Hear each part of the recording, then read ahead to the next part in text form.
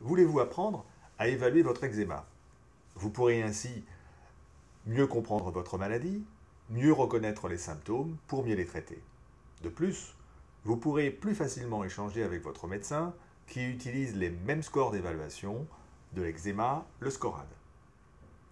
Quel est le principe d'un score médical? Eh bien, un score vise à mesurer le plus fidèlement possible la gravité d'une maladie. Pour les maladies de peau, il tient compte principalement de l'intensité et de l'étendue des symptômes, mais aussi du ressenti par le patient. Le SCORAD évalue votre maladie à partir des données recueillies sur les 3 derniers jours. Ce score est réalisé en évaluant successivement l'étendue de l'eczéma, l'intensité de la sécheresse, celle-ci est observée sur des zones non atteintes par l'eczéma, l'intensité de l'inflammation située sur les zones atteintes par l'eczéma, et puis en tenant compte de l'importance des perturbations, des démangeaisons et troubles du sommeil. Afin de mesurer l'étendue des symptômes, vous allez devoir dessiner les zones touchées par l'eczéma en coloriant sur une silhouette les zones atteintes. Pour des petites surfaces, une paume de main correspond à environ 1% de la surface corporelle. Après avoir évalué la surface atteinte, vous devrez considérer la peau en dehors de l'eczéma. Souvent, celle-ci est sèche ou très sèche. En référence aux illustrations, vous devrez évaluer la sécheresse de votre peau. On parle de xérose, d'une sécheresse minimale, stade 1, sécheresse moyenne, stade 2, sécheresse intense, stade 3. Il est temps de s'intéresser à l'eczéma proprement dit. Et pour cela, vous allez apprendre à reconnaître 5 symptômes différents sur vos plaques d'eczéma. La rougeur, le gonflement, le suintement, le grattage et l'épaississement de la peau. Vous avez observé que votre eczéma change d'aspect. Tantôt plus rouge, tantôt moins rouge, tantôt suintant, tantôt sec. La rougeur est quasiment toujours présente sur une plaque d'eczéma et son intensité traduit le niveau d'inflammation. Le mot érythème est utilisé par les médecins pour désigner la rougeur, qui correspond en fait à la dilatation des vaisseaux et traduit l'inflammation de la peau. Ici, une rougeur, on parle d'érythème, stade 1, un érythème, stade 2,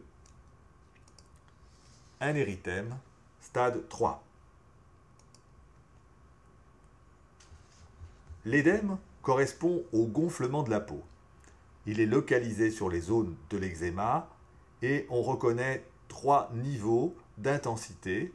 Il est facile à mettre en évidence en palpant la zone édémaciée qui apparaît en relief par rapport à la peau normale. Ici, un gonflement ou édème stade 1, stade 2 et stade 3. Le suintement survient quand l'eczéma est en poussée. L'édème, qui correspond à du liquide dans la peau, s'évacue à la surface de celle-ci. La peau devient humide. Elle suinte. 3 stades sont alors à différencier, illustrés sur le visage de cet enfant par un suintement grade 1 au niveau des convexités des joues, suintement grade 2, plus impressionnant, suintement grade 3.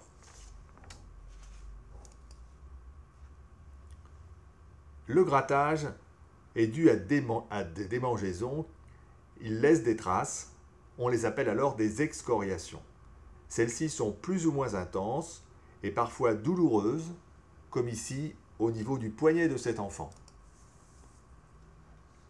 Les traces de grattage ou d'excoriation grade 1, excoriation grade 2, excoriation grade 3. En dehors des poussées, l'eczéma reste souvent localisé au niveau des grands plis, au niveau des plis des coudes et des genoux. À ce niveau, la peau est épaissie, les plis sont plus marqués, donnant parfois l'impression d'une peau d'éléphant. On désigne ce symptôme par le mot lichenification, qui signifie épaississement localisé de l'épiderme. Voici 3 niveaux d'intensité au pli du coude. Lichenification grade 1, lichenification grade 2, lichenification grade 3.